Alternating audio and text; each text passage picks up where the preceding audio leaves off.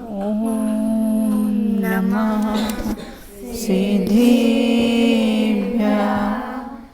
ॐ नमः सिद्धेभ्यः। ॐ नमः सिद्धेभ्यः। तत्त्वार्थसूत्रकर्तारम् गृध्रपिच्छोपलक्षितम् वन्दे गणेन्द्रसञ्जातं मुमास्वामी मुनीश्वरम् मुमास्वामी मुनीश्वरम् मोक्षमार्गस्य नेतारं भेतारं कर्मभूव्रतां ज्ञातारं विश्वतत्त्वानां वन्दे तद्गुणलब्धये वन्दे तद्गुणलब्धये।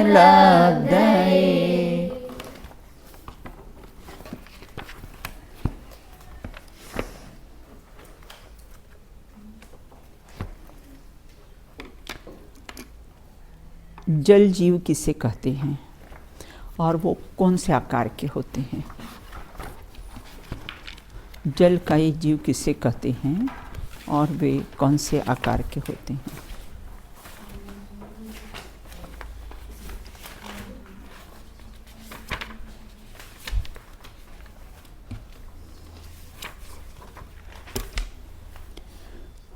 हाँ बताइए। हाँ जानवी बताइए। ये है, ये इधर रखा हुआ है। हाँ। जिस जीव की जल ही कार्य अर्थात शरीर है वह जल का एक जीव है। हाँ। और कौन से आकार के होते हैं? जल का ही जीव कौन से आकार के होते हैं? वो बूंद के समान हाँ होते हैं। बिल्कुल। पांचों स्थावरों के आकार बताइए। पृथ्वी का ही जो होता है वो कौन से आकार के? पृथ्वी का एक हाँ। मसूर की दाल के समान होता है। हाँ। जल का एक बूंद के मसूर की दाल नहीं, मसूर जो मसूर काली मसूर आती है वो। हाँ। मसूर के समान। हाँ। जल का एक बूंद के समान। अग्नि का एक सुई के समान। वायु का एक ध्वजा के समान, ध्वजा के समान। और वनस्पति का एक विभिन्न आकार के होते हैं। अब पृथ्वी का जीव के ना, पृथ्वी का जीव के कितने भेद होते हैं और कौन कौन से, ये अब अपने को पढ़ना है। ये पढ़ लिया अपन ने, अग्निकाय तक हो गया था। हाँ, तो पृथ्वी का जीव, पृथ्वी के कितने भेद होते हैं और कौन कौन से? हाँ चलो नियति बताइए। पृथ्वी के 4 भेद होते हैं। पृथ्वी, पृथ्वीकाय, पृथ्वीकाय का पृथ्वी जीव। हाँ, अब पृथ्वी किसे कहते हैं? जो ऊपर की मतलब ऊपरी भाग जो होता है पृथ्वी का, जिसमें हाँ। जीव नहीं होते, हाँ। उसे पृथ्वी कहते हैं। जो फैलाव होता है वो है ना, जो फैला रहता है ना, वो क्या है? पृथ्वी। दूसरा पृथ्वीकाय। काय। हाँ। पृथ्वी का जो शरीर होता है, हाँ। उसे पृथ्वीकाय कहते हैं। मतलब जीव माइनस काया, उसमें हाँ। जीव हाँ। नहीं होता है। हाँ हाँ और पृथ्वीकायिक हाँ। जीव प्लस काया। हाँ। मतलब जो पृथ्वी का एक जीव भी है, उसमें जीव का शरीर भी होता है। हाँ हाँ हाँ। और उसके बाद पृथ्वी जीव। हाँ।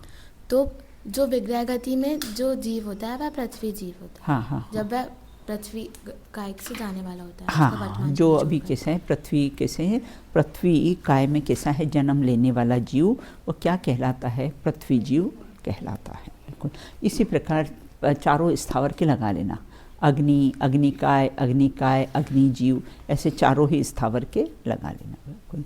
अब यहाँ कहते अग्निकाय जीव किसे कहते हैं? अग्निकाय का शरीर अग्निकाय कहलाता है। अग्नि का जो शरीर है वही अग्निकाय कहलाता है। और अग्निकायी किसे कहते हैं, है ना? तो जिस जीव का अग्नि रूपी काय अर्थात शरीर विद्यमान हो, मतलब शरीर सहित आत्मा, है ना, तो उसको बोलते अग्निकायिक, मतलब जीव प्लस काया, इज इक्वल टू क्या हो जाएगा, अग्निकायिक।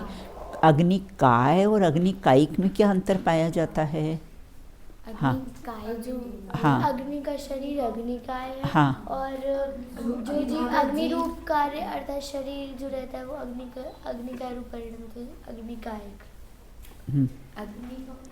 अग्निकाय और अग्निकायिक, अग्नि रूप शरीर जो हाँ जिसमें कैसा है, अग्निकाय में क्या, विद्यमान है। अग्निकाय में क्या आपने लिया था बेटा? अग्नि ही जिसका शरीर, हाँ हाँ अग्नि का कैसा है अग्नि का कैसा है शरीर, है ना। और अग्निकायिक में क्या लिया? हाँ देखो अग्निकाय में क्या लिया है कि जिससे वो निकल गया हो, जीव उसका निकल गया हो, वो अग्निकाय है ना, जीव माइनस काय है ना। और अग्निकायिक में कैसा है, जीव सहित कैसा है उसका शरीर, उसको अग्निकायिक कहते हैं। और अग्नि जीव में कौन सा, जैसे अब वह जीव अब अग्निकाय में जन्म लेने वाला हो, है ना। ऐसा विग्रह गति वाला जो जीव होता है उसको क्या कहते हैं, अग्नि, है ना, अग्नि जीव, उसको अग्नि जीव कहते हैं। अब आगे कहते हैं कि अग्नि जीव विग्रह गति में स्थित जीव को अग्नि जीव कहते हैं। अब जल के भी ऐसे, जल के भी 4 भेद बता, जल, जलकाय, जलकायिक, जल जीव। कौन बताएगा इसको चारों को? जलकाय है ना, जल, जलकाय, जलकायिक, हाँ बताओ। चलिए भूमि बताइए। जल के भी 4 भेद बताए, जल, जलकाय, जलकायिक और जल जीव। हाँ। अब जल मतलब यहाँ पे बोला है जल का, जैसे अभी हमने देखा था पृथ्वी का, तो हाँ। पृथ्वी का ऊपरी भाग, ऐसे ही जल का ऊपरी भाग, जैसे कोई नदी का होता है ना, नदी का कैसा ऊपरी भाग होता है, समुद्र का ऊपरी भाग होता है, उसे जल कहा यहाँ पे। अब जल काय, अब जल का शरीर, जो जल का शरीर है उसको जल काय कहा। और जल काय मतलब जीव रहित काया, हाँ, जीव माइनस काय, जल माइनस जीव हो जाएगा। और जल कायिक में जीव प्लस जल हो जाएगा, मतलब अभी उसमें जीव विद्यमान है बराबर, और शरीर विद्यमान है। अब जल जीव मतलब अभी विग्रह गति में, जब विग्रह गति में पर्याय पलटती है, जो विग्रह गति होती है उसमें जो स्थित जीव होता है उसे जल जीव कहते हैं। नहीं, इसमें किसको लिया है, विग्रह गति में स्थित जीव को, हाँ मतलब विग्रह गति में वो बीच का जो रास्ता होता है उसमें स्थित होता है, मतलब अभी वह जीव कैसा होता है, जल में जन्म लेने वाला है ना, तो अभी विग्रह गति में है। और मैंने एक बात आपको ये बताई थी कि ये जो 5 स्थावर हैं इसके आश्रव के कारण कौन कौन से होते हैं, सबके आश्रव के कारण मैंने आपको 5 के आश्रव के कारण कैसे हैं बताए थे।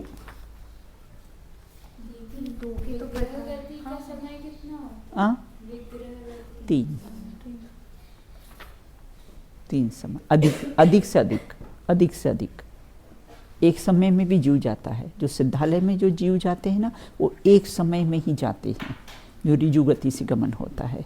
और गोमत्रिका गति से गमन हो तो ज़्यादा से ज़्यादा 3 समय, चौथे समय में तो वहाँ पर जन्म ले ही लेता है। जो जल का एक जीव होते हैं वो सब बस 3 समय नहीं, हाँ उनकी आयु इतनी ही रहती विग्रह गति में बेटा, विग्रह गति में। वैसे तो अपन ने अग्निकाय जीव की उत्कृष्ट आयु बताई थी ना कि अधिक से अधिक हो तो 3 दिन की, है ना, लेकिन विग्रह गति का समय उतना ही रहता है ना। उसके बाद जीव कोई ना कोई नवीन शरीर धारण कर लेता है। जीव होता है वो भी तो विग्रह गति में, हाँ होते ना, नहीं किसी का, सभी विग्रह गति में होते हैं। जो अभी अग्नि में कैसा है ना, तो वो भी विग्रह गति में होते हैं। तो फिर उनकी आयु 3 दिन की कैसे? किनकी? अग्निकाय। विग्रह गति की मैं बात कर रही हूँ। अग्निकाय में जब रहता है ना, जब जीव है ना, तब वो कैसा है, उसकी 3 दिन की उत्कृष्ट आयु रहती। और जो विग्रह गति में जो रहता है वह जीव है ना, अब जाने वाला है ना, विग्रह गति मतलब कैसा है, जाने वाला है, तब वह जीव कैसा है, उसकी उत्कृष्ट समय कितना रहता है, मात्र 3 समय। चौथे समय में तो जीव जन्म ले ही लेता है, बिल्कुल, है ना। अभी अपन विग्रह गति का प्रकरण पूरा इसका सूत्र आने वाला है, उसके भेद प्रभेद वगैरह और विस्तार से पढ़ेंगे। 25 प्रश्न बनाए विग्रह गति में मैंने, फिर अपन विस्तार से लेंगे उसमें, बिल्कुल बोलिए। जैसे अभी हमने इतने सारे जीवों के बारे में पढ़ा, ऐसे मनुष्य जीव में भी विग्रह गति होती होगी, मतलब जब सबकी। तो उसमें स्पेसिफिक नेम क्या दिया गया है? हाँ? उसमें जैसे इसमें जल जीव दिया गया है, जब उसकी विग्रह गति होती है। हाँ। तो जब मनुष्य की होती है तो तब उनको क्या कहते हैं? मनुष्य जीव। सिर्फ मनुष्य जीव। मनुष्य जीव, ऐसे क्योंकि क्रिएट हाँ बस जिसमें जो हो ना उसको वो उसकी संज्ञा दी जाती। अभी अपनी 5 स्थावरों की चर्चा चल रही ना, हर जीव विग्रह गति में तो जाता ही है, ऐसा कोई जीव नहीं है जो विग्रह गति में, सभी जाते हैं, है ना। यहाँ स्थावर की चर्चा चल रही ना, इसलिए उनकी बात कही है। चलिए आगे। अब यहाँ ये कहते हैं जल, मतलब जल के ऊपरी भाग में जो जिसमें जीव नहीं होता है उसे कैसा है? जल कहते हैं। अब जल काय, जल का शरीर वो ही कैसा है? जल काय है। और जलकाई, जिस जीव में जलकाय मतलब शरीर विद्यमान है उसे जलकाई कहते हैं। और जल जीव विग्रह गति में स्थित जीव को कैसा है? जल जीव कहते हैं। ऐसे सब 5 स्थावर में लगा लेना। बोलिए। आपने सुबह बताया था ना कि विग्रह गति में जो हमारा वर्तमान शरीर होता है वह हमारी विग्रह गति में हमारे आकार प्रकार है ना। जो जीव होगा ना, जैसे अभी स्थावर में जन्म लेने वाला हो और पूर्व में जैसे अपने तहते चैथा वर्तन धरे यो परिवर्तन पूर्व, तो जो देव गति से वहाँ स्थावर में जाएगा तो विग्रह गति में उसके शरीर का आकार प्रकार कौन सा रहेगा? देव गति का आकार प्रकार। तो उसको मतलब हम जैसे जल जीव कह रहे हैं तो विग्रह गति में स्थित जीव को जल जीव कहते हैं। हाँ। जल जीव को उसे कहना चाहिए ना, हाँ। जब वह जल कायिक से जा रहा होता है कहीं और। हाँ, जल काई किसको लिया है? जल जीव किसको लिया? विग्रह गति में स्थित जीव को कैसा है? जल जीव कहा है ना।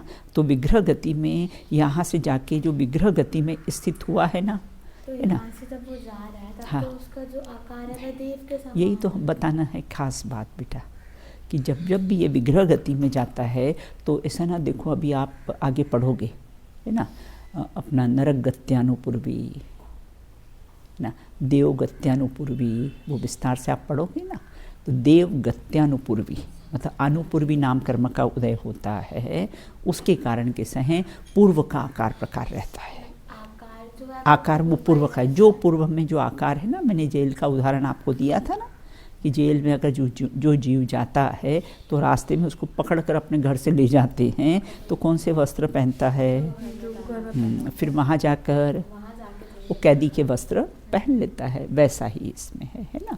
विग्रह गति मतलब रास्ता, मतलब विग्रह गति में जो आकार होता है हाँ, तो वो पूर्व का ही, अनुपूर्वी नाम कर्म के कारण वो कैसे पूर्व का ही आकार उसमें होता है। यदि वह जल में जाना, अगर यदि वह जल स्थावर जीव बनना चाहता है, जल कायिक बनने वाला है तो हाँ। वह जल जीव कहलाता है। हाँ बराबर है। आकार वही रहेगा। हाँ, और आकार वो पूर्व का रहेगा, है ना। आकार वो, क्योंकि एक नाम कर्म की 93 प्रकृति में अनुपूर्वी नाम कर्म का उदय पाया जाता है, वो मात्र विग्रह गति में ही आता है कि वो पूर्व का कैसा है उसका आकार चलता है ना। हो गया स्पष्ट? चलिए देखो, एक ही चार्ट बना लेना ना। तो वनस्पति है ना, वनस्पति का है। वनस्पति के 2 भेद हैं, एक साधारण और शायद इसमें है ना, इसमें बना हुआ।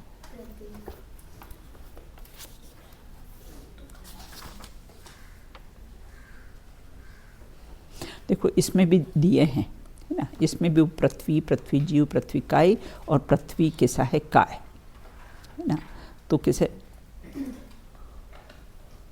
देखो इसमें लिखा पृथ्वी जीव, विग्रह गति का जीव जो पृथ्वी में जन्म लेने जा रहा है ना, वो कैसा पृथ्वी जीव है।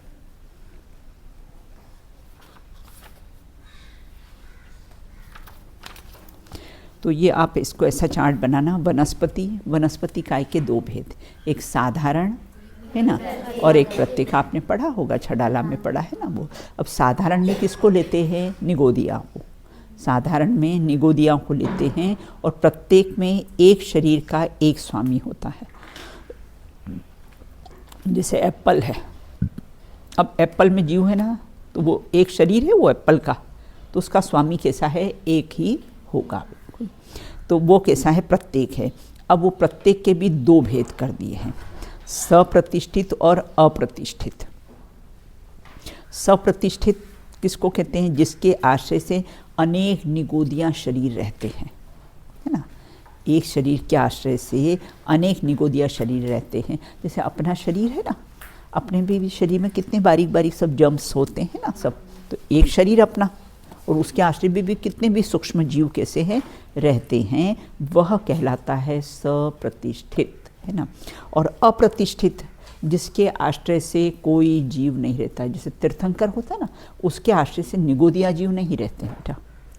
सिद्धों के शरीर में रहते हैं निगोदिया जीव, लेकिन अरहंत के शरीर में निगोदिया जीव कैसे हैं, नहीं रहते हैं। निगोदिया जीव से उनका रहित शरीर होता है, मतलब जिसके आश्रय से कोई भी निगोदिया जीव नहीं रहते हैं। तो ये इस प्रकार से इसका वनस्पति का चार्ट है। अब विग्रह गति में स्थित जीव जल जीव कहलाता है। अब वायु के कितने भेद है, सबके है ना 4-4 भेद लगा ली है। वायु, वायुकाय, वायुकायिक और वायु जीव। अब वायुकाय किसे कहते हैं, वायु के ऊपरी भाव जिसके जीव नहीं होता है उसे वायु कहते हैं। वायुकाय मतलब वायु का शरीर, वो वायुकाय कहलाता है। वायुकायिक मतलब जिस जीव में वायु रूपी काय अर्थात शरीर विद्यमान हो उसे वायुकाय के। वायुकाय में मतलब सिर्फ शरीर लेना बेटा, वो वायु का शरीर वायुकाय में। और वायुकायिक में किसको लेना, जीव सहित शरीर, है ना, जीव सहित शरीर। देखो एक तो मृत शरीर है ना, और एक के साथ जीव सहित शरीर, दोनों बातें आ जाती है। अब कहते हैं वायु जीव, विग्रह गति में स्थित जीव को वायु जीव कहते हैं। अब वो कैसे वायुकायिक में जन्म लेगा। वनस्पति के उसके भी 4 भेद, वनस्पति, वनस्पत्यकाय, वनस्पतिकायिक तथा वनस्पति जीव। वनस्पति किसे कहते हैं, वनस्पति का जो ऊपरी भाग होता है जिसमें जीव नहीं होते, जैसे लौकी वगैरह होते ना, अपन ऊपरी भाग उनका कैसा छिलते हैं तो उसमें कैसा है, जीव नहीं होता है। लकड़ी और लकड़ी से बनी हुई वस्तुएं, उसमें भी कैसा होता है, जीव नहीं होता है ना। ये टेबल वगैरह है, इसमें जीव नहीं है। और वनस्पति काय किसको कहते हैं, वनस्पति का शरीर ही कैसा होता है, वनस्पति काय कहलाता है। और अभी अभी मतलब समझो उसमें से जीव निकल गया हो। और वनस्पति काय किसे कहते हैं, यदि जिस जीव के वनस्पति काय अर्थात शरीर विद्यमान है उसे वनस्पति काय कहते हैं। उसमें जीव कैसा है, विद्यमान रहता है। इसीलिए तो कैसा है, अपन अष्टमी चतुर्दशी को कैसे हैं, हरी नहीं खाते हैं, वनस्पति अपन नहीं खाते हैं क्योंकि उसमें जीव होता है। हाँ बोलिए। जैसे अभी आपने बताया एप्पल है, अब उसका जो पूरा एप्पल है उसका स्वामी एक है। हाँ बराबर। परंतु जैसे अब ब्रांचेस होती है, मतलब लीव्स होती हैं, हाँ हाँ, तो उसका स्वामी एक ही होगा क्या अनंत होंगे? नहीं, अपन एक फल का ले बेटा। हाँ। फल का एक उसका एक ही स्वामी होता है ना, ऐसा लेना उसका। अब ब्रांचेस होती है तो ब्रांचेस में से जो फल निकलते हैं ना, तो वो फल का स्वामी के साथ एक जीव होता है। परंतु ब्रांचेस में भी तो जीव होते हैं। हाँ हाँ, तो ग्रो कर पाती हैं। हाँ हाँ बिल्कुल तो बराबर। कैसे जीव होंगे, मतलब एक होगा उसका स्वामी या फिर अनंत होते हैं या अब एक पेड़ के अंदर तो बहुत सारी ब्रांचेस निकलती है, तो कैसे अलग अलग बहुत सारे जीव होंगे, तो अलग अलग स्वामी, अलग अलग स्वामी हो जाएंगे। और उसका जो फल होगा उसका कैसा है, एक स्वामी होगा। और जो धनिया पत्ती है जैसे, तो धनिया पत्ती में भी अलग अलग पत्ते होते हैं सबके। हाँ हाँ, तो उनके भी अलग अलग स्वामी होते हैं, या फिर क्योंकि वो तो मतलब एक सबके बेटा है ना, जितनी भी ब्रांचेस वगैरह निकलती है ना, अपन तो ये क्या बोलते हैं, मेथी, मेथी में भी कैसे हैं अलग अलग में सब कैसे जीव दिखते हैं, अपने वाइट वाइट रेशे दिखते हैं ना उसमें। हाँ। बिल्कुल, तो सब में अपने अपने अलग अलग जीव होते हैं, अलग अलग स्वामी होते हैं। बिल्कुल है। पत्ती उनका एक शरीर है और फिर उसमें कैसा है, सबके अलग अलग कैसे हैं जीव उसमें होते हैं। चलिए आगे। तो जो जीव वनस्पति काय अर्थात शरीर विद्यमान है उसे वनस्पति काय कहते। देखो अपन क्या करते हैं, बहुत से लोग फूल कैसे भगवान को चढ़ाते हैं, फूल चढ़ाते हैं ना, भगवान को चढ़ाते हैं। अब ये फूल कैसा है, एकेंद्रीय जीव है ना, तो उसको चढ़ाना चाहिए। अपन अष्टमी चतुर्दशी को हरी नहीं खाते हैं और भगवान को फूल चढ़ाना, ये कहाँ का न्याय है ना। लॉजिक से सब सोचना, भले जिसके घरों में जो परंपरा चली आ रही हो वो बात अलग है, लेकिन तुम लोग लॉजिक से बताना अपने घरों में, है ना, कि देखो हम तो अष्टमी चौदस हरी नहीं खाते हैं और भगवान को कैसे हम जाके उनको फूल चढ़ा देते हैं, और फूल कैसा एक केंद्रीय जीव है कि नहीं, दोष लगता है कि नहीं। मुनिराज 6वें 7वें गुणस्थान में अगर अग्नि जलती हो तो अपने घर में आहार नहीं लेंगे, और वो 13वें और बाद में जो 13वें गुणस्थान में 1,000 दीपक से भगवान की आरती करते हैं। निचली अवस्था में अग्नि का त्याग, और वो 13वें गुणस्थान की ऊंची अवस्था रहती है, और उसमें 1,000 दीपक से हम कैसे हैं आरती कर रहे हैं उनकी। तो ये न्याय है क्या? ये तो न्याय कैसा है? नहीं है। अपने तो अग्नि जलाते ना तो उसमें कितना अपने को दोष लगता है, कितने सूक्ष्म जीव।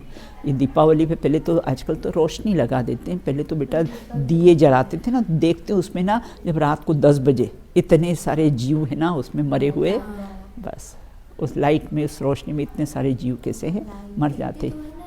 हाँ, कौन से?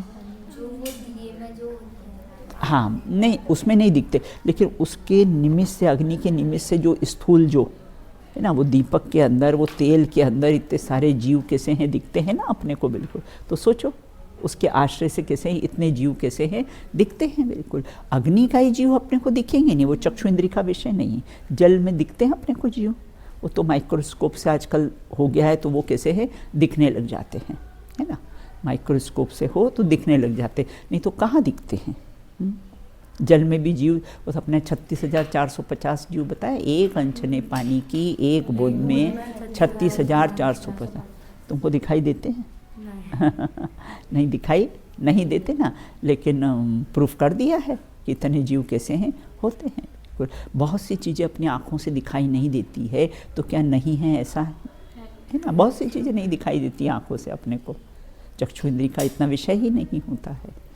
आगे अब कहते हैं वनस्पति काय किसे कहते हैं, वह जीव वनस्पति काय। तो इसलिए मंदिर में भगवान के आगे कभी भी फूल वगैरह नहीं चढ़ाना चाहिए, है ना। वो एक केंद्रीय जीव हैं, और स्त्रियों को भी अभिषेक नहीं करना चाहिए, है ना। क्योंकि जब 6वें 7वें गुणस्थान में मुनिराज रहते हैं तो स्त्रियों से 5 हाथ दूर है। अगर वृद्ध मुनिराज हो तो 5 हाथ दूर, और अगर जवान मुनिराज हो तो 7 हाथ दूर।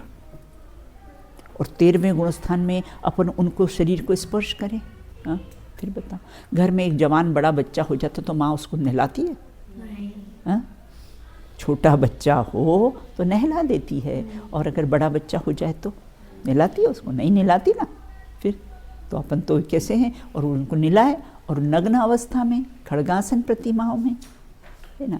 बहुत दोष लगता है स्त्रियों को प्रक्षाल का। अपने आप बिल्कुल निषेध किया कि स्त्रियों प्रक्षाल करती ही नहीं हैं, बिल्कुल। तो केरला साइड अगर जाओ ना साउथ तो में वहाँ पे तो स्त्रियाँ ही करती हैं। स्त्रियाँ ही करती। अब गलत परंपरा चल गई तो बेटा, लेकिन अपन लॉजिक से सोचो ना, लॉजिक से सोचो कि जब मुनिराज होते हैं वो स्त्रियों से दूर रहते हैं। मुनिराज स्त्रियाँ डायरेक्ट मुनिराज को आहार नहीं दे सकती हाथ में, भाई लोग रहते हैं, वो भाई लोग को देती है, और भाई लोग फिर उनको देते। क्यों? अंजुली रहती है उनकी, और अगर स्त्रियां दे, है ना, तो भाई वो दे, स्त्रियां फोर्स करे, ये नहीं करे, वो दे, ऐसा तो फिर टच हो जाए, तो ब्रह्मचर्य महाव्रत के धारी होते हैं। तो इसलिए स्त्रियां डायरेक्ट आहार नहीं देती है, बिल्कुल। और अकेली स्त्रियां तो भी आहार कभी लेंगे ही नहीं। जब तक भाई लोग आगे नहीं होंगे, पुरुष लोग आगे नहीं होंगे, तब तक कैसे हैं आहार लेते ही नहीं हैं। जो चंदन वाला एग्जाम्पल आता है उसमें मतलब सुनने में तो ये आता है कि उनने दिया, बट वो हाँ, सेठ ने दिया था। हाँ बिल्कुल बिल्कुल। देखो बेटा, है ना, ये वर्तमान युग की कहानियाँ हैं, है ना। तो वर्तमान युग की कहानियों में ऐसा ही वर्णन हो जाता है, बिल्कुल। लेकिन है ना, मुनिराज कभी अगर कोई पुरुष नहीं होगा तो आहार लेंगे ही नहीं, ये नियम है। बोले अब चित्र में ऐसा बना, देखो कहीं कहीं तो हमने चित्र में ऐसा देखा है कि डायरेक्ट चंदन वाला उनको आहार दे रही है। वो चित्र सब कैसे, अभी सब काल्पनिक बेटा चित्र बना दिए हैं, लेकिन वास्तविकता में है ना पुरुष पहले आगे थे, है ना। कई कई जगह ऐसे चित्र बने हुए पुरुष, हाँ अपने मंदिर में है ना वो, बिल्कुल। हाँ, तो बस इस प्रकार से पहले पुरुष देते हैं, फिर स्त्रियां उनको देती है, डायरेक्ट आहार नहीं देती, क्योंकि 7 और 5 हाथ दूर का प्रावधान आगम में लिखा ना, भगवती आराधना ग्रंथ में ये लिखा है कि स्त्रियां अगर वृद्ध मुनिराज हो तो उनसे 5 हाथ दूर, और अगर जवान हो तो उनसे 7 हाथ दूर रहती है स्त्रियां। तो आहार देने का तो प्रश्न उठता ही नहीं है। अब कहते हैं वनस्पति काय जीव किसे कहते हैं। विग्रह गति में अपने आप ही था ना, सुमत प्रकाश जी आए थे ना, तो कोई अपनी आत्मार्थियन गई थी, चलो भोजन बनाने, हाथ में नेल पॉलिश लगी थी, बाहर भगा दिया कि भोजन नहीं बनाओगे आप, ये हाथ में नेल पॉलिश वगैरह लगी हो ना तो भोजन नहीं बना सकते आप, बाहर कर दिया। नेल्स आपके बड़े हों और कैसा है उसको बाहर कर दिया। नेल्स बेटा कौन बढ़ाता है? और जो मांसाहारी पर, क्योंकि वो मुख से नहीं खाते ना, उनको फाड़ के खाना पड़ता है, इसलिए उनके नाखून बड़े रहते हैं। अपन तो शाकाहारी, अपने को क्या जरूरत है नाखून बढ़ाने की। बिल्कुल बोलिए बेटा। दीदी जैसे मुनिराज को स्त्रियां सीधे आहार नहीं देती, जैसे चम्मच वगैरह से दे सकते? कौन सी है? नहीं देना ही नहीं, क्या जरूरत है? हाँ, क्या जरूरत है चम्मच से? और तुम भाइयों को दो, भाई देंगे उनको, है ना, ऐसा ही लिखा है आगम में। आगे अब वनस्पति काय जीव किसे कहते हैं? विग्रह गति में जो जीव वनस्पति जीव कहते हैं, और वनस्पति में जन्म लेने जा रहा हो उसको वनस्पति जीव कहते हैं। ये तो अपने स्थावर की बात कर ली है कि 5 प्रकार के कैसे हैं, स्थावर होते हैं। अब आगे कहते हैं त्रस जीव के कितने भेद हैं। अब वो त्रस जीव के कैसे हैं, यहाँ भेद बता है। द्विनिंद्रियादय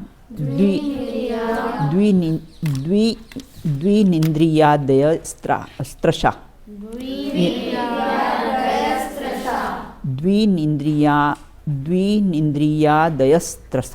द्विनिंद्रियादयस्त्रशा, द्विनिंद्रियादयस्त्रशा।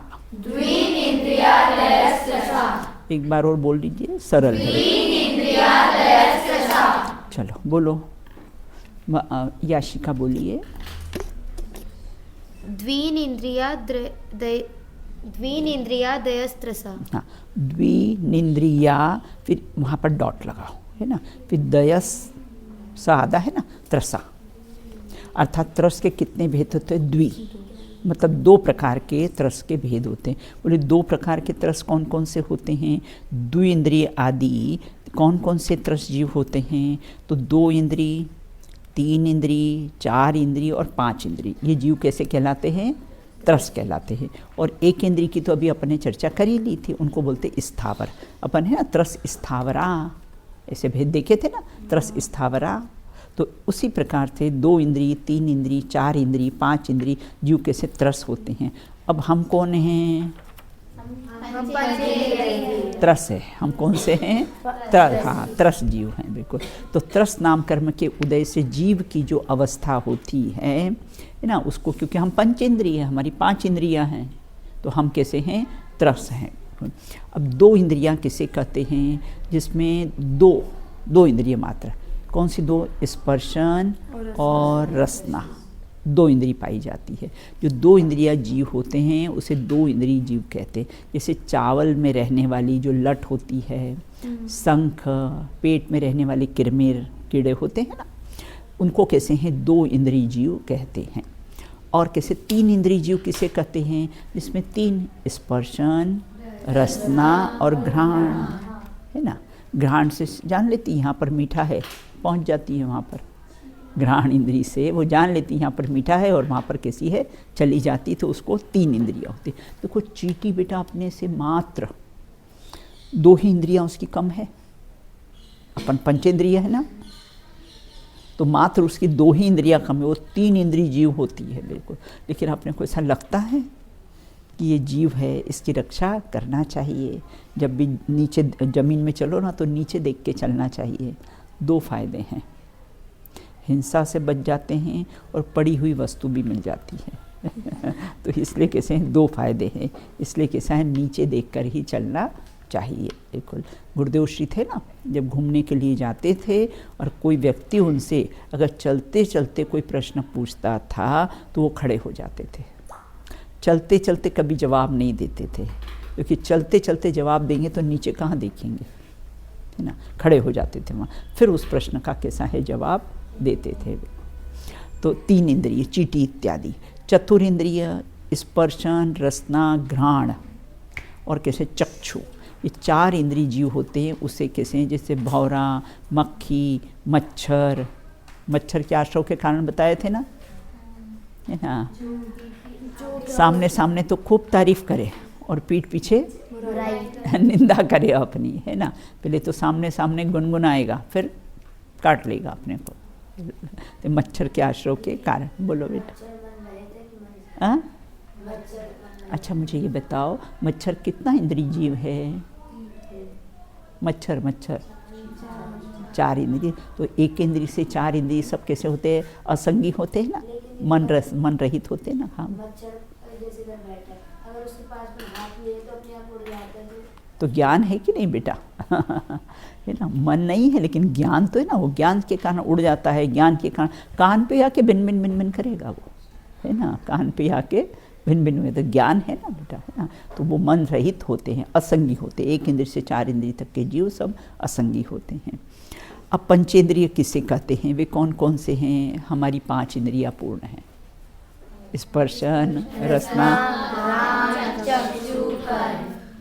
है ना, हमारी 5 इंद्रियां बहुत अच्छी है ना, हमारी 5 इंद्रियां बहुत स्वस्थ है, इस बात में कोई दम नहीं है। हम अतीन्द्रिय हैं, इस बात में दम है ना। दम किस बात में है? अतीन्द्रिय हैं, इस बात में दम है बिल्कुल। हम बहुत से लोग घमंड करते हैं, भाई मेरी इंद्रियां बहुत अच्छी, आई विज़न बहुत अच्छा है, कान से बहुत अच्छा सुन सकती हूँ, बिल्कुल। अभी वृद्धावस्था में भी बहुत से लोग कहते हैं भाई अभी हमारी इंद्रियां बहुत स्वस्थ हैं, बिल्कुल हम सब कुछ कर सकते हैं, है ना। तो यहाँ कहते इस बात में कोई दम नहीं है। अनंत बार ऐसी 5 इंद्रियां सब मिली है, लेकिन है ना मैं अतीन्द्रिय पदार्थ हूँ, इस बात में कैसा है? दम है वे ना। चलो बेटा, चमगादड़ कितने इंद्रिय जीव है? हाँ, चमगादड़ 5 इंद्रिय, उसके पास कर्ण होता है। हाँ बिल्कुल, है ना, 5 इंद्रिय जीव। अच्छा ये बताओ, चमगादड़ के लिए हमेशा बोलती हूँ, लटकता उल्टा लटकता है ना ऐसा, बिल्कुल, है ना, सीधा सुनता है, सीधा रहता है, और हम कैसे सीधे हैं? तो चमगादड़ से भी गए बीते हैं, बिल्कुल, है ना, मैं आत्मा हूँ ऐसा नहीं मानते हैं, और मैं शरीर हूँ ऐसा मानते, उल्टे लटकते हैं अपन, बिल्कुल। तो चमगादड़ से भी कैसे हैं? गए बीते हैं। चलिए आगे बोलो बेटा। बहुत से लोगों की आइज में मतलब देख नहीं सकते, बराबर, बहुत से लोग बोल नहीं सकते, बराबर, सुन नहीं सकते, हाँ, तो फिर वो भी पंचेंद्रिय है बेटा, है ना। अभी अपन आगे पढ़ेंगे बाह्य उपकरण और अंतरंग उपकरण इंद्रियों के, आगे सूत्र अपना आने वाला है, बिल्कुल, है ना। भले बाहर से ब्लाइंड हो, दिखता नहीं हो, बाहर से बहरा हो, सुनता नहीं, फिर भी वो पंचेंद्रिय है ना, वो फिर भी वो कैसा है? पंचेंद्रिय है, बिल्कुल। ये तो क्या है, द्वार जो है ना, खिड़कियाँ, है ना, ये काम करना बंद कर देती है ना।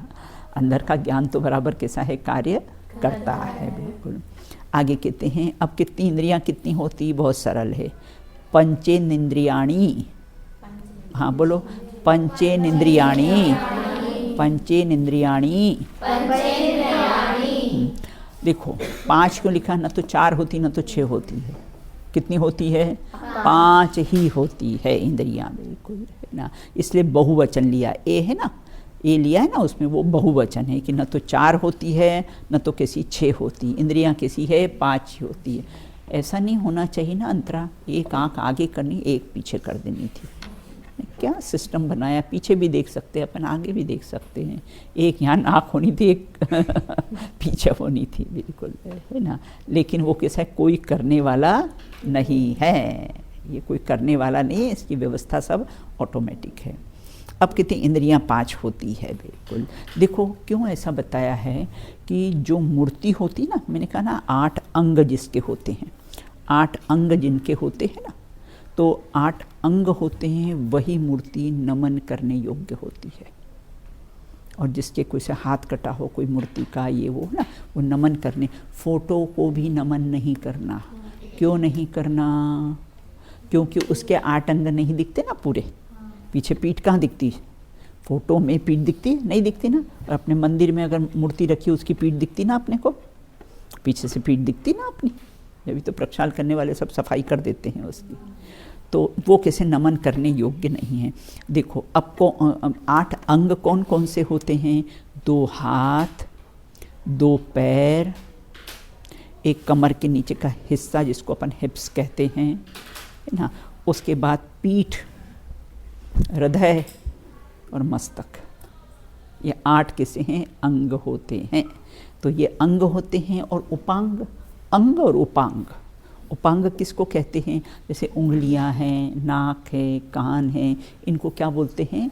उपांग बोलते हैं। तो 8 अंग होते हैं। कौन कौन से? 2 हाथ, 2 पैर, एक नितंब जिसको नितंब बोलते हैं, मतलब कमर के नीचे का हिस्सा, और एक पीठ, हृदय और मस्तक। हाँ, इस प्रकार के 8 अंग होते हैं। अब इंद्रियां कितनी होती? कौन कौन सी? इंद्रियां 5 होती, स्पर्शन, रसना, घ्राण, चक्षु और कर्ण। बिल्कुल, इंद्रियां किसे कहते हैं? जिससे जीव की पहचान होती है उसे इंद्रियां कहते हैं, मतलब चिन्ह। ये 1 इंद्रिय है, ये 2 इंद्रिय है, ये पंचेंद्रिय है। तो चिन्ह विशेष से हमने उसको जाना है, उसको क्या कहते हैं? इंद्रियां कहते हैं। अब स्पर्शन इंद्रिय किसे कहते हैं? छूने से जिसको ज्ञान हो उसको स्पर्शन है। तो उसके 8 भेद हैं, मालूम है ना कौन कौन से? ठंडा गरम कड़ा नरम, जड़ का जड़ सम्मेल, मैं तो ज्ञाता लोक का सब पुद्गल के खेल, है ना। तो कैसा है ये अपने 8 भेद? ठंडा गरम, कड़ा नरम, हल्का भारी और रूखा चिकना। ये कैसे हैं? 8 कैसे स्पर्शन इंद्रिय के भेद होते हैं, मतलब छू कर अपन इनको जान सकते। रसना इंद्रिय के 5 कौन कौन से? चरपरा, बिल्कुल, है ना। घ्राण इंद्रिय के 2, हाँ, सुगंध आती तो बहुत अच्छा लगता है, दुर्गंध आती तो अरे अरे दुर्गंध आ रही है। बिल्कुल, एक मुनिराज की कहानी थी ना, मुनिराज की कहानी थी। तो मुनिराज क्या है, उन्होंने कहा राजन बोले इधर से चलो, तो उसने कहा नहीं इधर से चलो। वो स्लम एरिया आता है ना, जहाँ पर थोड़े से ऐसे गरीब बस्तियाँ रहती है, वहाँ से मुनिराज निकले। तो राजन ने तो ऐसा मुख कर लिया, उनको तो दुर्गंध सहन नहीं हुई और मुनिराज चले जा रहे थे। और जैसे महल में पहुँचे तो मुनिराज ने कहा ये दुर्गंध कहाँ से आ रही है? बोले मुनिराज महाराज, है ना, ये तो मेरा महल है, यहाँ तो खुशबू ही खुशबू है। बोले दुर्गंध कहाँ है? बोले मुझे विषय भोग की दुर्गंध आ रही है यहाँ पर। तो मुनिराज को कौन सी दुर्गंध आती है? विषय भोग की दुर्गंध आती है। तो स्पर्शन और जीव के रसना और छूकर, रसना के कितने होते? 5। घ्राण इंद्रिय के 2। चक्षु के कितने होते हैं? 5। कौन कौन से हैं? पीला, सफ़ेद 5। बेसिक कलर 5 होते हैं ना, आप लोग जानते हो। बेसिक कलर तो 5 होते, फिर उसको मिक्स करके फिर और अलग अलग कलर कैसे अपन, है ना, बना लेते हैं, अलग कलर बना लेते हैं। अब कहते हैं कर्णेंद्रिय किसे कहते हैं? सुनकर जिससे ज्ञान हो ना, कर्णेंद्रिय मतलब सुनकर जिससे हमको ज्ञान होता है। इसके कितने भेद होते हैं? इसे वैसे 8 भेद होते हैं। वैसे सामान्यतः तो हम पंचेंद्रिय के 20 भेद लगा लेते हैं, कर्ण इंद्रिय को इंक्लूड नहीं करते। अगर कर्ण इंद्रिय को इंक्लूड करें तो 28 भेद हो जाते। 7 तो कैसे कर्ण इंद्रिय को, और एक मन, है ना, तो सारे गम ये सब होता है ना, ये सब कर्ण इंद्रिय के वो वर्ण है ना। तो कर्ण इंद्रिय के कैसे हैं विषय होते? मन के द्वारा भी तो ज्ञान होता है। देखो हमेशा 6 इंद्रिय कहते, 5 इंद्रिय और 6ठा मन, ऐसा कहते हैं, क्योंकि मन के द्वारा भी तो हमें ज्ञान होता है ना, इसलिए मन को लिया है। तो इस प्रकार विशेष अपेक्षा से कहें तो 28 भेद होते हैं, है ना, और सामान्य अपेक्षा से कहें तो 20 भेद होते हैं। बोलो बेटा। कौन से? हाँ नहीं लेते ना सामान्य, तो क्योंकि ज़्यादातर इसी का उपयोग वगैरह होता है ना, तो उसको करते हैं। हालांकि सुनते तो इससे भी हैं, लेकिन सामान्य, मैंने कहा ना, एक सामान्य चर्चा आती है बेटा, एक विशेष चर्चा आती है। विशेष चर्चा में 5 इंद्रिय के 28 भेद बताए हैं ना, और सामान्य चर्चा में कैसे हैं 20 भेद बताए गए हैं। अब कैसे जो सुनकर जो जानती है उसे कर्ण इंद्रिय कहते हैं। इंद्रियों को 5 कहा है, तथा हाथ पैर आदि को इंद्रिय क्यों नहीं कहा है? आपने 5 इंद्रिय कह दिए, स्पर्शन, रसना, घ्राण, चक्षुर, कर्ण। हाँ, तो आपने कैसा है हाथ पैरों को क्यों नहीं लिया है? देखो हाथ पैर इत्यादि कैसे कर्मे है ना, कर्मेन इंद्रिया है, इनको किस में लिया है? कर्मे, क्योंकि हाथ से काम करते हैं ना, पैरों से भी काम करते हैं, हाथ से भी काम करते हैं, बिल्कुल। तो वो किसे कर्मे इंद्रिया लिया। यहाँ उपयोग का प्रकरण होने से ज्ञान इंद्रिय की भी बात है। ज्ञान इंद्रिय मतलब कैसा है? जिससे जानते हैं, इसे ज्ञान इंद्रिय भी कह दिया है। तो ज्ञान इंद्रिय से जैसे जानते हैं, क्योंकि देखो हमने स्पर्श किया किसी चीज़ को तो ज्ञान है, तो ज्ञान हुआ ना बेटा स्पर्श का कि ठंडा है, गर्म है, कड़ा है, नरम है। मुर्दे के पास रख दो इनको तो उसको ज्ञान हो जाएगा? नहीं होगा ना। तो ज्ञान किससे होता है? ज्ञानेंद्रिय से ही होता है, जानने से ही ज्ञान। ये तो खिड़कियाँ है जिससे कैसा है ज्ञान होता है। तो महिमा किसकी है? ज्ञान स्वभाव की है ना। महिमा किसकी आनी चाहिए? क्या ये इंद्रियों की महिमा, ये इंद्रियां रहे चाहे नहीं रहे, मुझे क्या, मैं तो अतीन्द्रिय पदार्थ हूँ बस। अब कहते कर्मे इंद्रिया, कर्मेन इंद्रिया, कार्य करने के साधन भूत इंद्रिय को कर्मेन इंद्रिया कहते हैं। जैसे हाथ पैर इत्यादि, बिल्कुल है ना। भगवान की कर्मे इंद्रियां हैं? नहीं। क्यों? है ना, इसीलिए तो रख लिए तुमने हाथों पे हाथ, है ना, हाथ पे हाथ रख लिए हैं, बिल्कुल। आप कुछ करना नहीं, धरना, मगन रहना। तो कर्म इंद्रिया नहीं है, क्योंकि हाथ पे हाथ उन्होंने रख लिए। हाथ पे हाथ रखा जैसे, करना कुछ न रहा जैसे। अब देखो जैसे सुनने का साधन ज्ञान है, सूंघने का साधन नाक है, बिल्कुल उसी प्रकार से कैसे हैं कर्मे इंद्रियां, मतलब कर्म, कोई कार्य करने का साधन बुद्ध हाथ होता है। हाथों से कैसा है कार्य किया जाता है। अब यहाँ ये कहते हैं कि अब इंद्रियों के मूल भेद कितने होते हैं? इंद्रियों के मूल भेद कितने होते हैं? द्विविधानी। द्विविधानी। हाँ, फिर से एक बार बोल लीजिए। द्विविधानी। एक बार और बोल लो। द्विविधानी। अब यहाँ ये कहते इंद्रियों के मूल भेद कितने होते हैं। ये सरल है ना, तो इसलिए हम आपसे नहीं पढ़ पाएंगे। तो इंद्रियों के मूल 2 भेद होते हैं, है ना। वे इंद्रियां है ना, द्वि मतलब 2, विधि मतलब प्रकार, भेद उसके। तो प्रत्येक इंद्रिय के कैसे हैं 2 भेद होते हैं। संसारी जीव के पहचानने का चिन्ह, उसको क्या कहते हैं? इंद्रिय कहते हैं। क्या कहते हैं? संसारी जीवों के पहचानने का चिन्ह। देखो जयंसी को इतनी प्रसन्नता हो रही है, इतनी जिनवाणी सुनने में तो प्रसन्नता होनी ही चाहिए, बिल्कुल। इससे उसका चेहरा बिल्कुल मुस्कुराया हुआ है, बिल्कुल, है ना। तो मैं सोचती देखो उसको कितनी अंदर से प्रसन्नता हो रही जिनवाणी सुनने में, और होनी भी चाहिए, है ना। चलिए आगे। अब इंद्रियों के भेद कितने होते हैं? हाँ बोलिए। जब तक हम जिन इंद्रियों से काम करते हैं, हाँ हाँ तब तक वो कर्म इंद्रिय कहलाते हैं। हाँ। और जब हम काम नहीं करते हाँ, तब वो कर्म इंद्रिय नहीं कहलाते। नहीं कहलाएगी ना, है ना, कहलाई। अच्छा, अब आप जब सो जाते हो तो फिर आप जीव कहलाते हो कि नहीं? है ना, कहलाते हो। तो उसी प्रकार से है ना। आपने बोला कि हाँ जीतन करके हाथ पे हाथ। हाँ, अब कोई काम करते ही नहीं ना बेटा। जहाँ अकर्ता स्वभाव पर दृष्टि चली जाती है फिर कोई काम रहता ही नहीं है बाकी, है ना, कि कोई काम करे, है ना। इसलिए कैसे हाथ पे हाथ रख लिए हैं, बिल्कुल, है ना, कि कुछ संसार में करने लायक कोई चीज़ है ही नहीं है। इसीलिए तो आगे की, उसके आगे की पंक्ति क्या है? इसीलिए नहीं, उसके पहले, हाँ, इसीलिए तो रख लिए। तुमने बतलाया प्रभु है जीव स्वयं का नाथ, इसीलिए प्रभु रख लिए तुमने हाथों पे साथ, है ना। इसीलिए तो हाँ रख लिए अपने।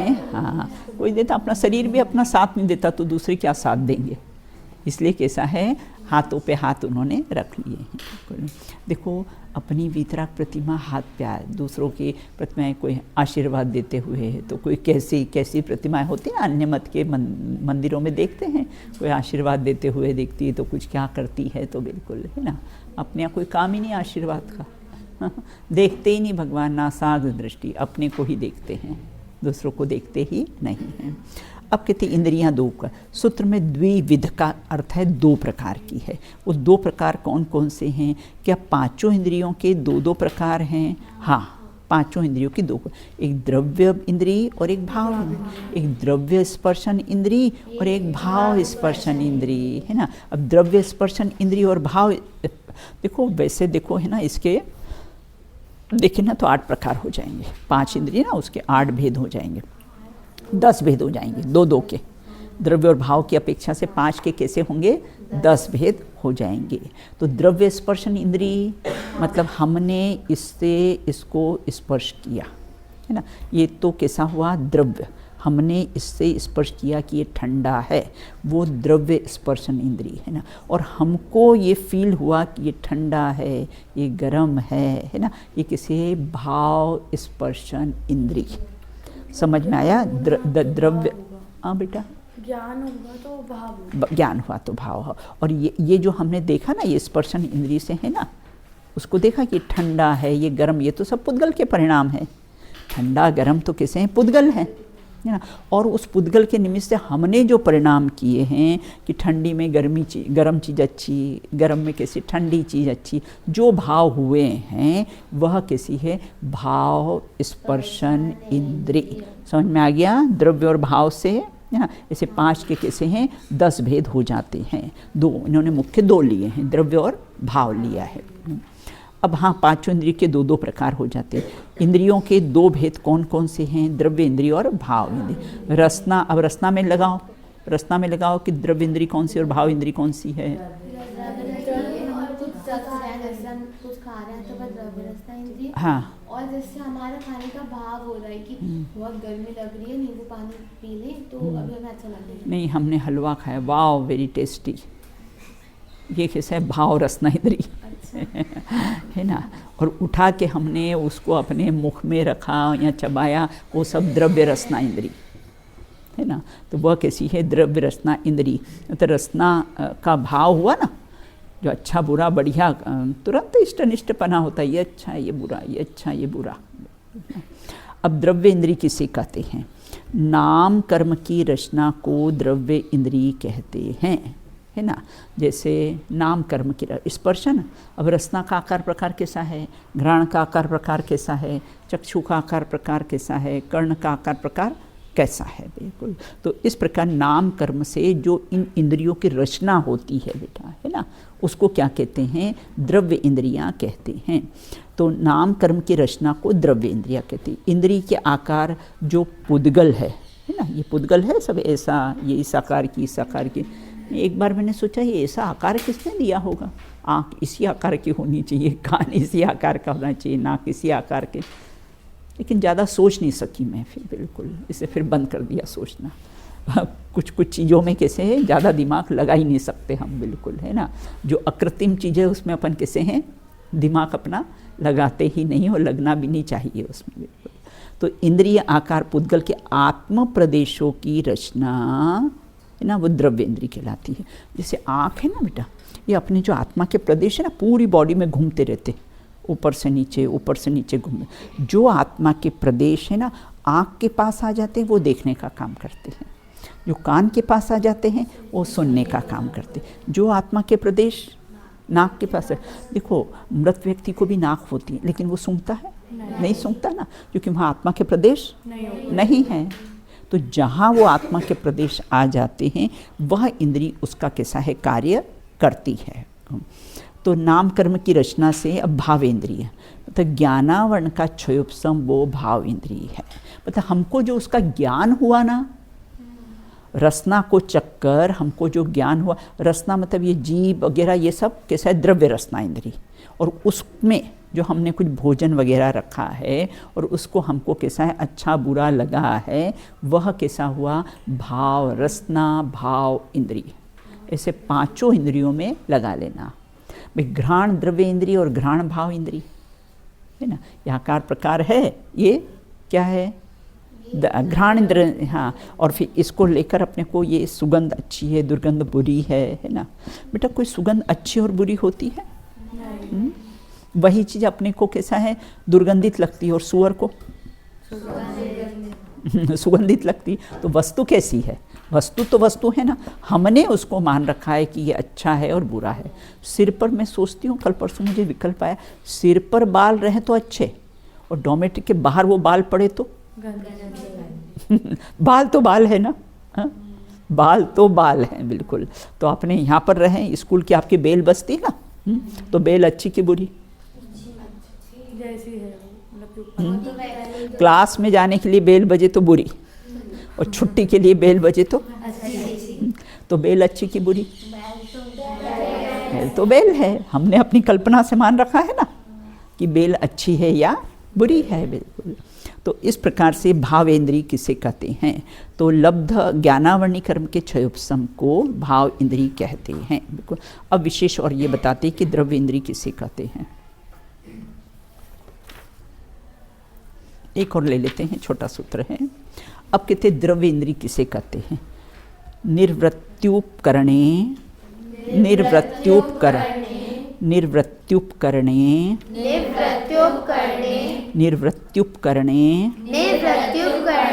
द्रव्येन्द्रियम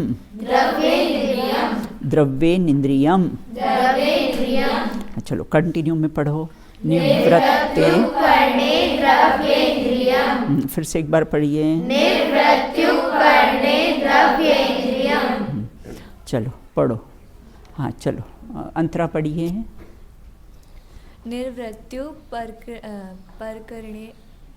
निर्वृत्त्युपकरणे द्रव्येन्द्रियम। फिर से पढ़ो। निर्वृत्त्युपकरणे पापा दो बार क्यों आ जाता है? चलो पढ़ो याशिका, आप फिर से ध्यान देना अंतरा, फिर से पढ़ना आप। निर्वृत्त्युपकरणे द्रव्येन्द्रिय। हाँ बिल्कुल, पढ़ो बेटा। निर्वृत्त्युपकरणे द्रव्येन्द्रिय। हाँ बिल्कुल। अब यहाँ ये कहते हैं कि द्रव्य इंद्रियाँ किसे कहते हैं, कितने प्रकार की होती है द्रव्य इंद्रियाँ, या द्रव्य इंद्रियाँ किसे कहते हैं? तो बोले दो प्रकार की, निवृत्ति और उपकरण, दो भेद उसके बताए हैं ना। द्रव्य इंद्री के दो भेद। द्रव्य इंद्री के कितने भेदे, कौन कौन से? द्रव्य इंद्री के दो भेदे, निवृत्ति और उपकरण। द्रव्य इंद्रिया अपनी पांच है ना, जो आकार प्रकार ये सब ये कैसी है? द्रव्य इंद्रियां हैं। अब उसके भी दो भेद बता दिए, निवृत्ति और उपकरण है, बिल्कुल। अब कहते हैं निवृत्ति किसे कहते हैं? निर्वृत्ति किसे कहते हैं? नाम कर्म के उदय से निश्चित आकार, निश्चित स्थान वाले पुद्गल की रचना को निर्वृत्ति कहते हैं, बिल्कुल। नाक का निश्चित आकार है ना, नाक हमेशा इस आकार की ही होती। अब कोई की चौड़ी हो, कोई की पतली हो, एक बात अलग हो जाती है ना। तो माँ ये कहते हैं कि निश्चित आकार तो यही होता है ना, बिल्कुल। तो निश्चित आकार, और कहाँ रहती है? स्थान यही, नाक यहीं रहेगी, है ना। ऐसा नहीं कि कहीं आगे पीछे हो जाए ना। दो बात बताई है, निश्चित आकार और निश्चित स्थान, है ना। तो नाम कर्म के उदय से, जैसे आँख का आकार भी कैसा है? निश्चित है ना, और कैसे हैं? तो इस प्रकार से, और यहीं पर होती है आँख, है ना, यहीं पर होती है। स्थान भी उसका कैसा है? निश्चित है। उसको क्या कहते हैं? ऐसे पुद्गल की रचना, ये सब कैसी है? पुद्गल की रचना है। रचना को निवृत्ति कहते हैं।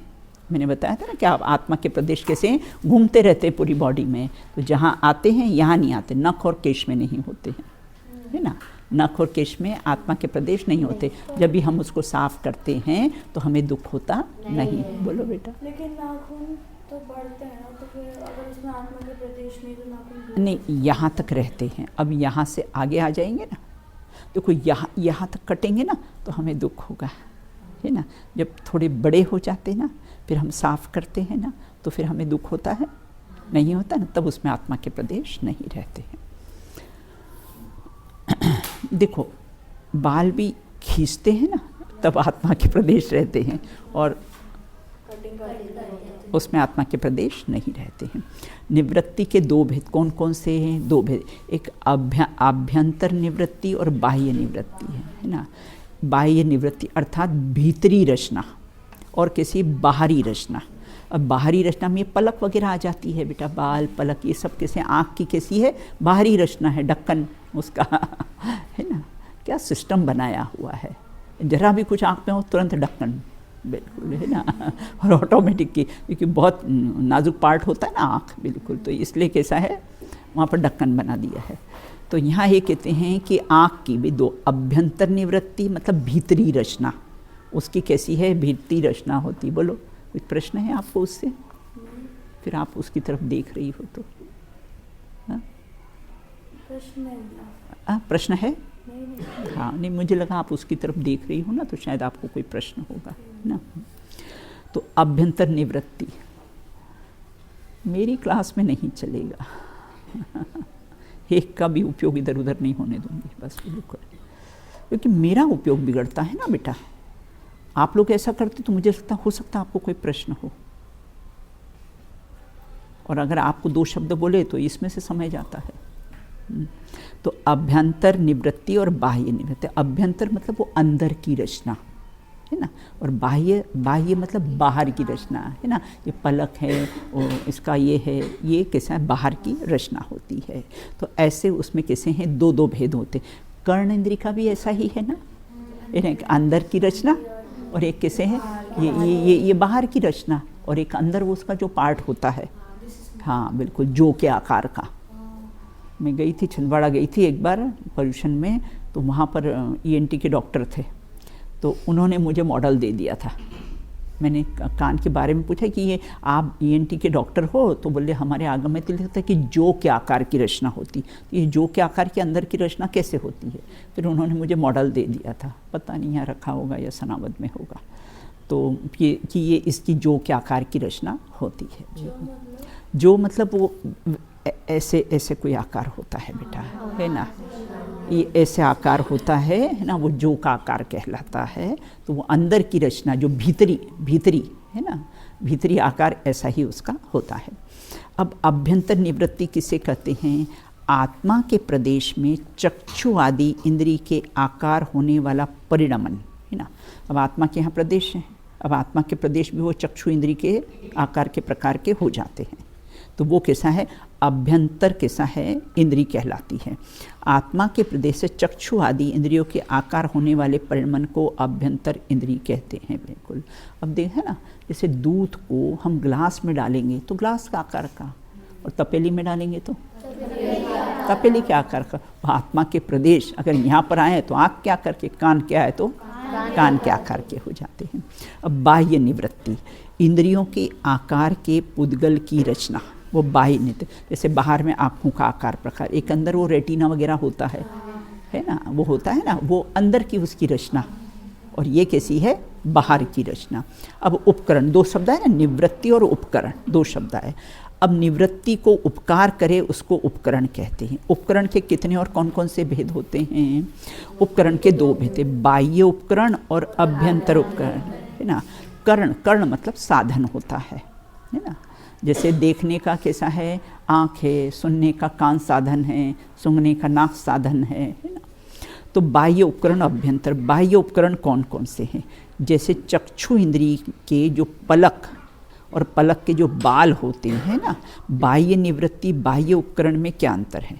बाह्य निवृत्ति और बाह्य उपकरण में क्या अंतर है? देखो, इसमें बाह्य निवृत्ति लिया ना, उसमें भी पुद्गल के आकार प्रकार की कैसी रचना ली है ना, आँखों का आकार प्रकार। और बाह्य उपकरण में क्या लिया है? पलक, और पलक के कैसे हैं? बाल लिए हैं। अब अभ्यंतर उपकरण किसे कहते हैं? भीतरी संरचना को उपकरण कहते हैं। जैसे आपने आँख का चित्र देखा होगा ना, आँख का चित्र देखा होगा ना, ये बाहर से ऐसा होता है, फिर अंदर से उसका अलग से आकार प्रकार होता है। तो भीतरी संरचना को उपकरण कहते हैं। जैसे चक्षु इंद्री आदि में कृष्ण मंडल, कृष्ण और शुक्ल, काला है ना, काला होता है, फिर वो कैसे बाहर से ही शुक्ल और उसके अंदर फिर काला, और काले के अंदर भी फिर एक डॉट काला होता है ना। तो इस प्रकार चक्षु इंद्री आदि के कृष्ण मतलब काला, शुक्ल मतलब सफ़ेद, और आदि मंडल और रेटिना, लेंस आदि होते हैं, वो अभ्यंतर उपकरण कहलाते। और बाहर में पलक इत्यादि ये हो ना, वो बाह्य उपकरण कहलाते हैं। अभ्यंतर निवृत्ति और अभ्यंतर उपकरण में क्या अंतर पाया जाता है? आत्म प्रदेशों के चक्षु का आकार रूप होना वो अभ्यंतर निवृत्ति है। आत्मा के आकार प्रकार इस रूप हो गए ना, और सफ़ेद काला अभ्यंतर उपकरण है। और बाहर में कैसा होता है ना, आँख की भीतरी रचना और बाहरी रचना, पलक इत्यादि बाल, ये ना, ये कैसी है? बाह्य उपकरण हो गए। एक अभ्यंतर निवृत्ति और अभ्यंतर उपकरण। तो अभ्यंतर निवृत्ति में क्या लिया है, आत्मा के प्रदेश उस आकार प्रकार के रूप हो जाते हैं। और बाह्य में क्या लिया है, अभ्यंतर निवृत्ति। और सफ़ेद काला इत्यादि होता है ना, वो कैसा है, बाह्य कैसा है, उपकरण कहलाता है। इस प्रकार से पांचों इंद्रियों में लगा लेना, बाह्य और कैसे अभ्यंतर, सबकी रचना ऐसी ही होती है। बिल्कुल हाँ, देखा ना बेटा, बाह्य निवृत्ति और बाह्य उपकरण में क्या अंतर है। इंद्रियों का जो आकार है ना, इंद्रियों का जो आकार है वो बाह्य निवृत्ति। और कैसा है, ये पलक बाल इत्यादि है ना, ये कैसे बाह्य निवृत्ति, और वो बाह्य उसके उपकरण है ना। इंद्रियों का आँख का आकार वो बाह्य निवृत्ति, और उसमें पलक बाल इत्यादि बाह्य उपकरण। उपकरण मतलब साधन है ना, उपकरण मतलब साधन होता है। इस प्रकार से चर्चा की है। आज काफ़ी सूत्र अपने हो गए हैं है ना। चलिए पढ़ लीजिए एक बार। हाँ, 13वें सूत्र से पढ़िए। पृथिव्यः तेजो वायु वनस्पतय स्थावरा पंचेन्द्रियाणि द्विविधानि निवृत्त्युपकरणे द्रव्येन्द्रियम्। बस इतना है ना, बोलिए। अभ्यंतर उपकरण का बता दें। देखो, अभ्यंतर निवृत्ति और अभ्यंतर उपकरण है ना। अपने पहले बाह्य निवृत्ति और बाह्य उपकरण लिया था है ना। अब अभ्यंतर निवृत्ति मतलब जो आत्मा के प्रदेश, ये चक्षु इंद्रिय के आकार के हो जाते हैं ना है ना, तो वो तो क्या हुआ, अभ्यंतर है ना निवृत्ति है। और उपकरण मतलब वही है ना, ये काला सफ़ेद पलक वगैरह जो अपने को बाहर से दिखते हैं ना। बाह्य मतलब जो बाहर से दिखे हमको है ना, वो बाहर से कैसे होते हैं, उसको बोलते हैं बाह्य उपकरण है ना। और अभ्यंतर उपकरण, अभ्यंतर हुआ आत्मा के प्रदेश, तो फिर तो वो निवृत्ति में भी आ जाएगा ना। कौन सा, हाँ बाह्य निवृत्ति हुआ ना, बाह्य निवृत्ति बाहरी उपकरण। हाँ बोलिए। अभ्यंतर निवृत्ति और अभ्यंतर, पहले आप अभ्यंतर निवृत्ति और अभ्यंतर उपकरण इतना देखो इसमें बेटा ये दिया हुआ है ना। ये आप इसका है ना पूरा ये चार्ट इसमें दिया हुआ है। ये चार्ट कैसा है आप इसमें देख लेना। देखो मेरे में पेज नंबर 30 है, इसमें आप देख लेना और इस चार्ट से है ना वो बना लेना है ना, आपके उसमें बना। देखो इसमें लिखा द्रव्य इंद्रिय और भाव इंद्रिय। द्रव्य इंद्रिय के भी निवृत्ति उपकरण, द्रव्य इंद्रिय के तो निवृत्ति मतलब इंद्रियों के आकार की रचना, उपकरण मतलब वो जो उस पर उपकार करे है ना, उसकी रक्षा करे। एक बात बिल्कुल। फिर निवृत्ति के भी दो भेद ले लिए, अभ्यंतर और बहिरंग। जो आत्म प्रदेशों का जो आकार है वो अभ्यंतर, और बाहर में पुद्गल की जो रचना है वो कैसे बाह्य बहिरंग है बिल्कुल। अब भावेंद्री की अभी अपन ने चर्चा नहीं की है। भावेंद्री की भी चर्चा अपन कैसी है आगे करेंगे, 18वें सूत्र में करेंगे। तो ये आप देख लेना बेटा, इसमें से और कुछ नहीं समझ में आए तो आप फिर अपन डिस्कस करेंगे इसमें। चलिए चलो, समय आज ज़्यादा हो गया है। चलो बोलो, अहंकार का भाव बोलो। अहंकार का भाव न रखूं, नहीं किसी पर क्रोध करूं। देख दूसरों की बढ़ती को कभी न ईर्ष्या भाव धरूं।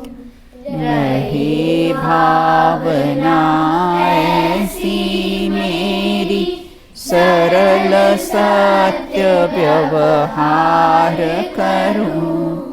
बने जहाँ तक इस जीवन में, औरों का उपकार करूं।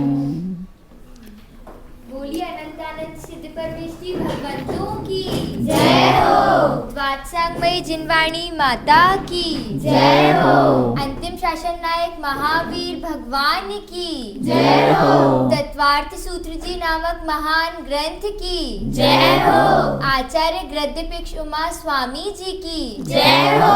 अहिंसा परमो जैन धर्म की जय हो। एक साथ बोलिए, जय जिनेंद्र जय जिनेंद्र।